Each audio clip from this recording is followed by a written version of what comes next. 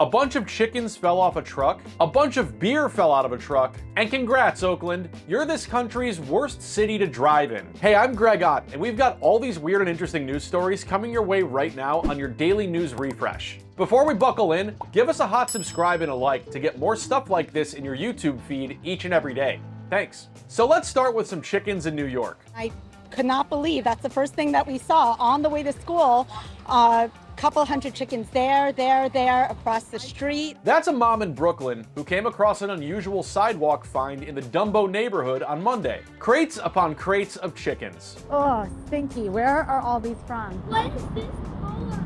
I don't know. Locals like this girl here seemed perplexed, perhaps because they're more accustomed to seeing piles upon piles of trash on the sidewalk, not live chickens. Hopped on my bus around like 7:30 a.m. There was chickens. So my bus driver pointed it out to me, and I was just so weirded out. And then as we went up this street, along the street, we just started seeing even more chickens. As you can see in this surveillance footage from around 6 in the morning, this vehicle full of chickens crosses the road when more than a dozen of these chicken crates fall out the back of the truck. Again, in New York, when something falls off the back of a truck, it usually means you got a good deal on a stolen stereo or something. But in this case, the NYPD thinks the driver simply wasn't aware that these 15 chicken crates had fallen into the street.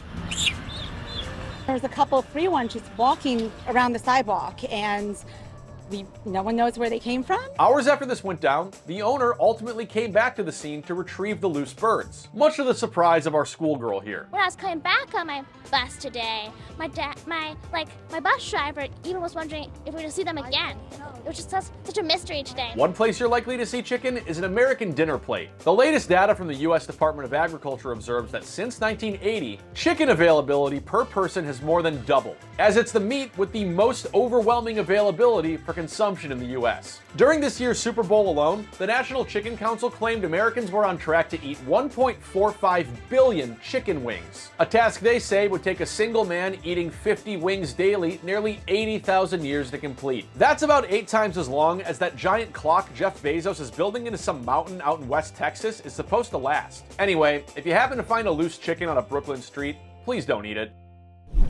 Then again, what good is a street full of loose chicken without a street full of loose beer? You're looking at images out of Northern California, where on Monday, this truck carrying cases upon cases of Coors Light took a bit of a tumble. These fine American lagers surely would have preferred a trip in their iconic chill train. As with this truck here, icy roads didn't stop this driver from popping the top and emptying more than a few, as observed by the California Highway Patrol on Facebook. Authorities think the driver might have gone off the right side of the road on I-80, and then overcorrected, causing the semi to tip over and turn the interstate into the floor of a frat kegger. Fortunately, the driver and passenger only had minor injuries. And in the comments, Steve Rose wrote, "Clean up on aisle 80. Daryl Townsend called this a party foul, and Yvonne Riley speculated, not a beer drinker, won't affect us, but those who do. This will be an excuse to raise prices on beer. While it's unlikely that a single disrupted truck full of beer will lead to a spike in Coors Light prices, as we told you before on your news refresh, please subscribe, a recent study in the journal Nature Communications did find that climate change could lead to lower crop yields of hops, and hops that ripen earlier, translating to beer that eventually costs more and tastes worse. Which, at least when it comes to this kind of stuff, is pretty hard to imagine.